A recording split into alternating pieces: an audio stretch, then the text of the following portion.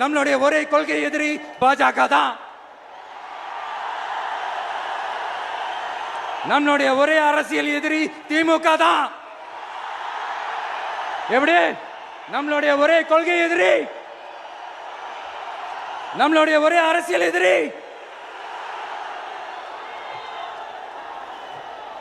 ஏதோ under ground ஆதாயத்துக்காக deal போட்டுக்கிட்டு deal பேசிக்கிட்டு இந்த அலையன்ஸ் வச்சுக்கிட்டு இந்த ஊரை ஏமாத்துற கட்சி எல்லாம் நம்ம டிவிக்கே கிடையாதுங்க. யாருக்காகவும் எதுக்காகவும் எந்த பயமும் கிடையாது. மாபெரும் பெண்கள் சக்தி நம்மளோட இருக்கிறாங்க, மாபெரும் இளைஞர்கள் சக்தி நம்மளோட இருக்கிறாங்க, ஒட்டுமொத்த தமிழ்நாட்டு மக்களுடைய சக்தி நம்மளோட நிற்கிறாங்க. அப்படி இருக்கும்போது இந்தியாவில் இருக்கிற எல்லா ஸ்டேட்லயும் வாழ்ற நம்ம தமிழ் நெஞ்சங்கள் மட்டும் இல்ல, உலகம் பூரா 100க்கும் மேலான நாடுகள்ல வாழ்ற நம்ம தாய் தமிழ் உறவுகள் எல்லாருமே என்ன விஜய் தளபதி விஜய் இல்லனா விஜய் தளபதி இப்படி சொந்தம் கொண்டாடுற கோடிக்கணக்கானவங்களோட அன்பு மாசியும் நம்மளோட இருக்கும்போது, இவங்க எல்லாருமே நம்மளோட நிற்கும் போது எதுக்குங்க இந்த பாசிச பாஜகவோட நேரடி கூட்டணியோ இல்ல மறைமுக கூட்டணியோ உறவு வச்சுக்க? நாம என்ன உலகமாக ஊழல் கட்சி? என்ன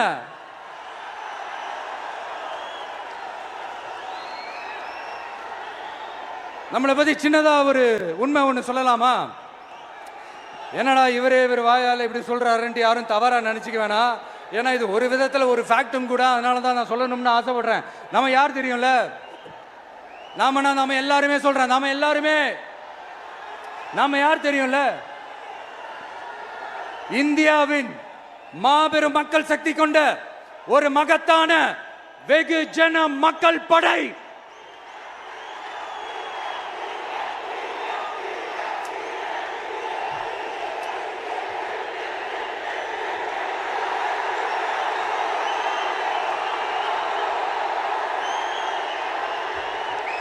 அதனால நம்ம தலைமையில நாம் அமைக்க போற இந்த உண்மையான மக்களாட்சிக்கான அச்சாரமாக மாபெரும் மக்கள் சக்தியே அணி அணியாக நம்மளோட திரண்டு நிக்கிறப்போ இந்த அடிமை கூட்டணியில சேர வேண்டிய அவசியம் நமக்கு இருக்குங்க. நம்மளுடைய இந்த கூட்டணி சுயமிழந்த கூட்டணியெல்லாம் இருக்காது, சுய மரியாதை கூட்டணியா தான் இருக்கும். இந்த ஒரு பக்கம் RSS கிட்ட அடிபணிஞ்சுக்கிட்டு, இன்னொரு பக்கம் மதச்சார்பற்ற கூட்டணின்னு இந்த மக்களை ஏமாத்துற கூட்டணியெல்லாம் நம்ம கூட்டணி இருக்காது.